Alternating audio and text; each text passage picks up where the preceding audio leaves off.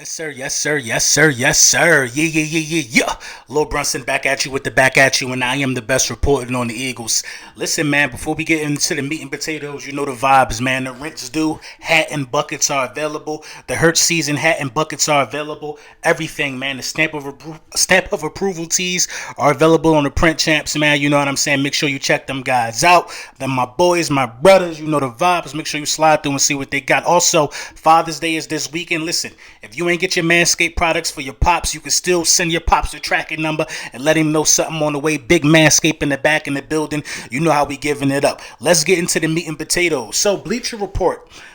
Bleacher Report released the article basically talking about, the top 5 Philadelphia Eagles that need to step up for the season's campaign.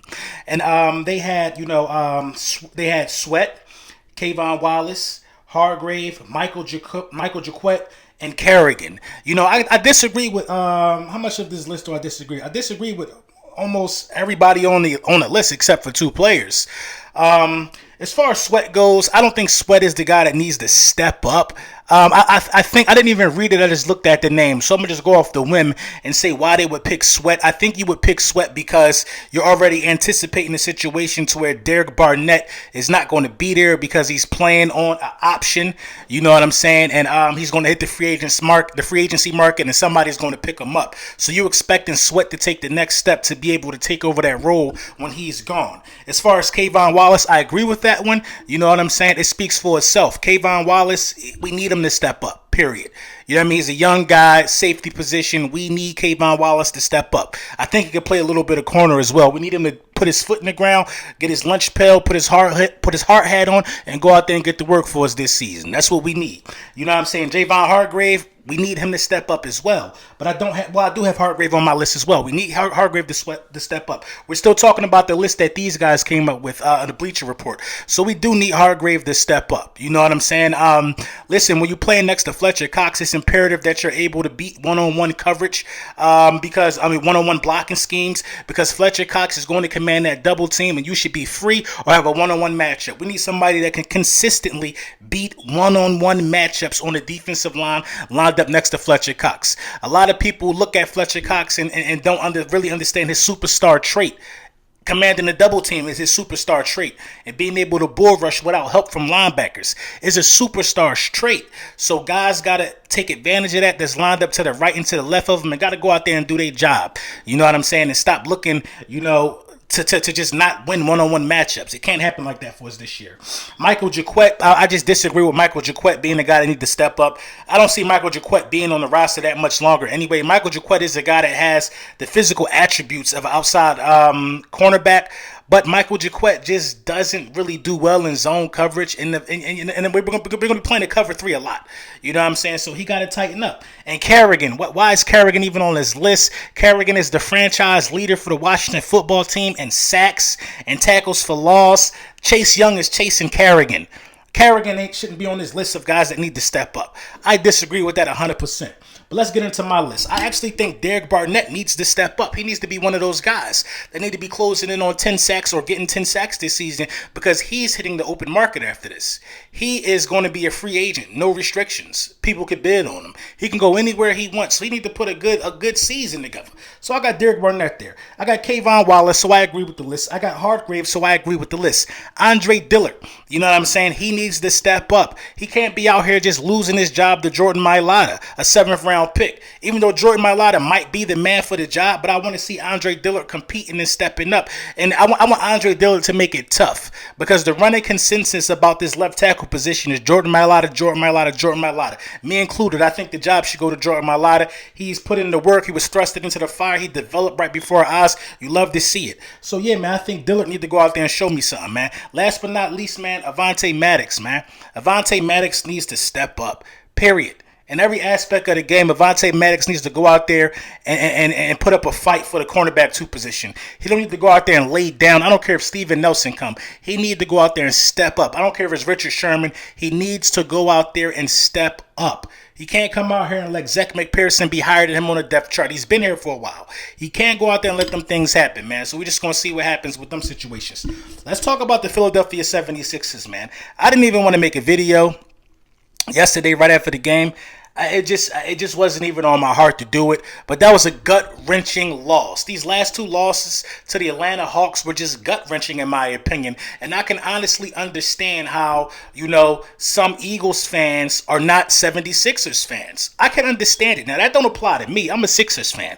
But I can understand how some Eagles fans are diehard Eagles fans during out the regular season. And then when you hop on Twitter, they got the Lakers in their background, or the Boston Celtics, or any other team that's been good the last 20 years.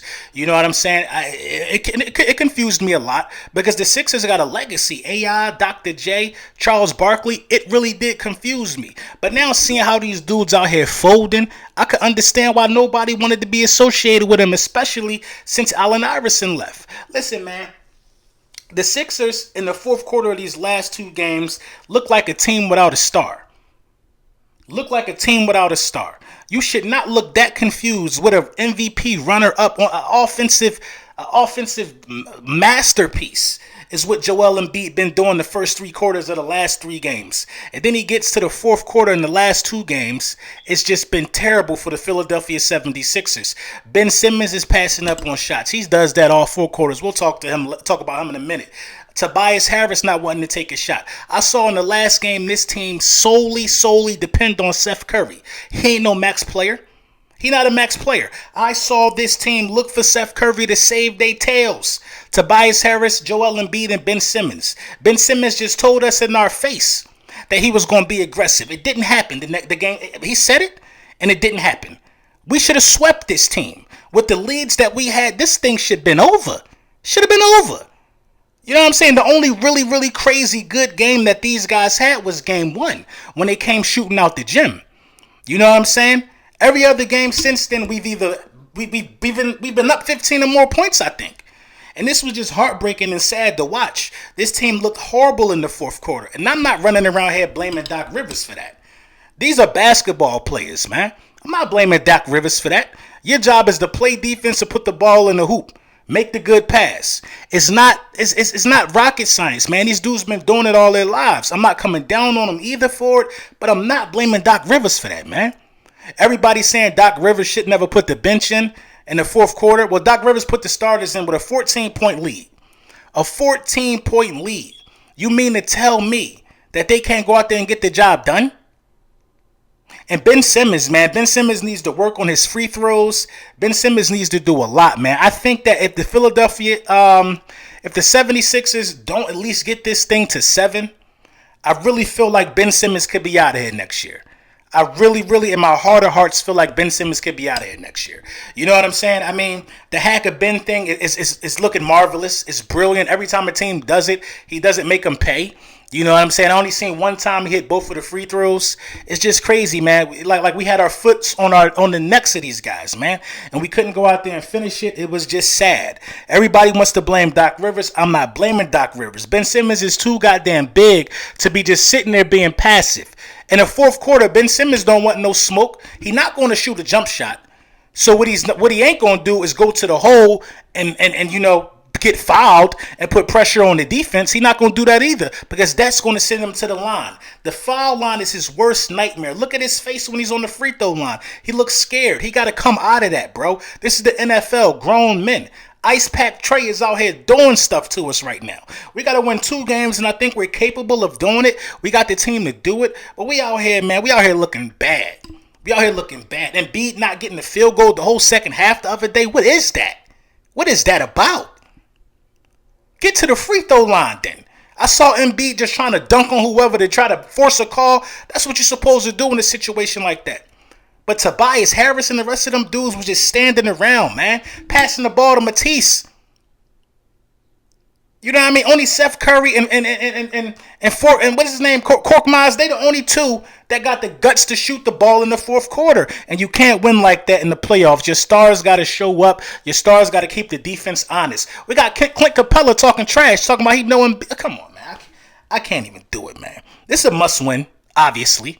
Win or go home, but we're going to see what these guys really made of, man. I expect some changes on this roster, man, if this thing don't pan out. Just pathetic to watch, man. Let me know what y'all think in the comments, though, man. The rent is due for Ben.